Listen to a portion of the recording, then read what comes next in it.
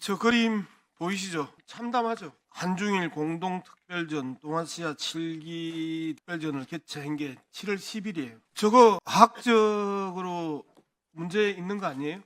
제가 듣기로는 보존부에서 네. 이제 깨끗하게 복원을 했다고 들었어요. 걸레로 닦았어요? 어떤 방법으로 닦았는지 제가 잘 모르겠습니다. 그 전문가들이 하는 거라서요. 담당 직원이 몇 명이나 있어요? 보존 직원이. 보존부에 10여 명이 있습니다. 근데 그 10여 명이 학예사 학예연구가 아니고 그 연구원들도 또 있습니다. 관련 학예사 1명. 연구원 1명. 정확하게 네. 2004년 9월 현재 관련 학예사 1명. 네.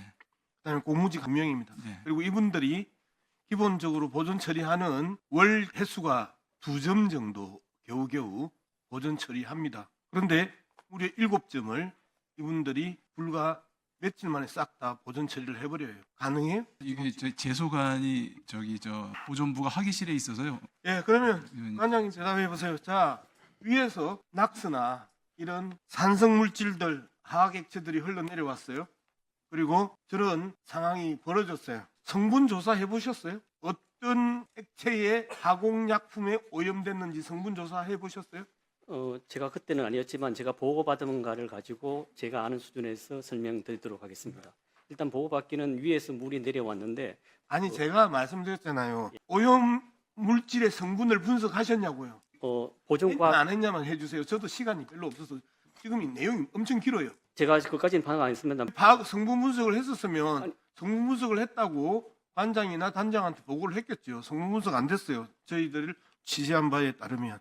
그런데 이 성분 분석이 법적으로 정해져 있어요. 성분 분석하라고. 안 했어요. 그 다음에 정말 해당 유물에 어떤 영향을 줄지 분석조차 하지 않고 부실하게 보존 처리를 한 겁니다. 그리고 단장도 모르고 관장도 몰라요. 성분 분석을 했는지 어떤 결과가 나왔는지 그 이후에 어떻게 대처를 했는지. 현재 이게 지금 대한민국 최고의 박물관 국립주황박물관의 현실입니다. 정해진 규칙과 정해진 법조차도 지키지 않고 주묵구구식으로 수백 년, 수천 년 된 유물들을 지금 다루고 있고 심지어 석재도 철제도 아닌 목재 낮은 7기의 유물들을 이렇게 지금 처리하고 있다는 거예요.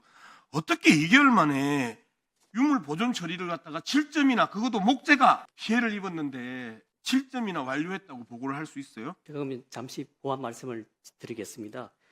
보존과학실에 파악하길래 이것은 물기하고 얼룩으로 분석까지는 제가 다시 확인하겠습니다만은 파악을 했습니다. 그래서 일단 얼룩, 백을 타러 내려온 10m 관계된 얼룩들을 제거하는데 일단 성공을 했습니다.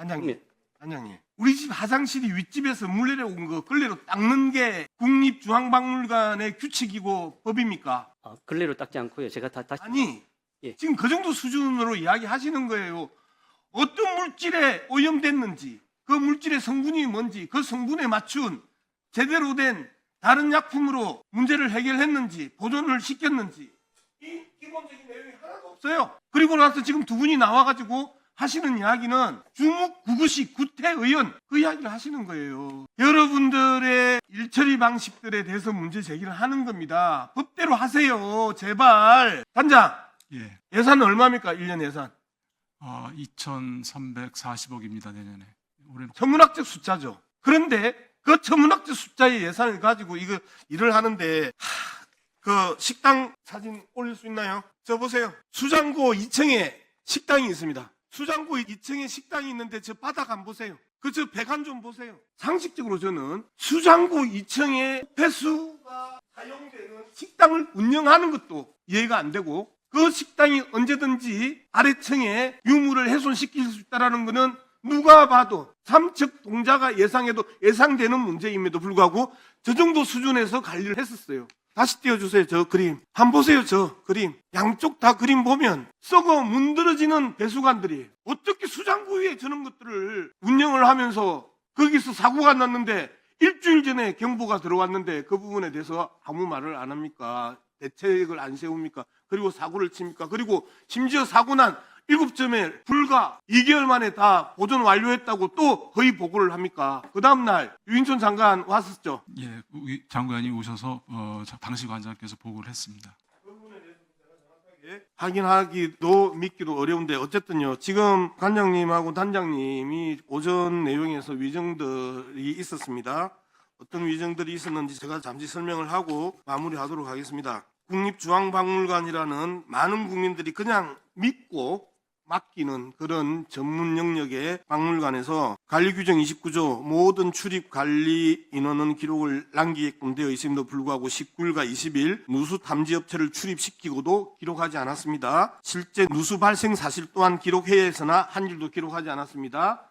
그 다음에 6월 12일 첫 번째 경보가 일어났었을 때도 특기 상황 미기재했고, 그 다음에 6월 25일, 6월 28일 이미 내부 마감재가 심각하게 오염되었음에도 불구하고 이상 없음이라고 했습니다. 저 보세요. 저게 목재와 알미늄이 저렇게 상했는데 그 오염수에 문화재는 얼마만큼 상했겠습니까? 저 상황인데도 이상 없음, 이상 없음, 이상 없음이라고 이야기했습니다. 자, 규정도 위반했고 그리고 위정도 했고 그다음에 실무진들이 일절 사건을 덮었던 거 이거 하나하나 고발 들어가면요 정말 위로부터 아래까지 줄줄이 고발 조치 당합니다. 하지만 이게 여러분들을 고발하고 여러분들을 괴롭히려고 이 문제를 국회에서 짚는 거 아니잖아요. 국정감사는 지금 잘못했으면 다음에는 잘하자 이야기잖아요. 제가 요구 한번 해볼게요. 국립중앙박물관이 이 사건과 관련해서 이제까지 한마디도 국민들에게 밝힌 적도 없고 사과한 적도 없고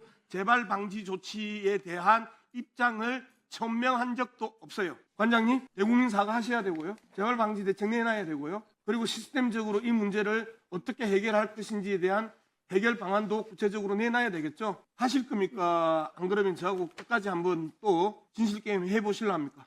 이번에 문제점을 정확히 파악해서 다음에는 엽서뿐만 아니라 시스템화시키겠습니다. 제가 말씀드렸잖아요. 대국민 사과 정확하게 하세요. 대국민 사과 하실 겁니까? 안 할지?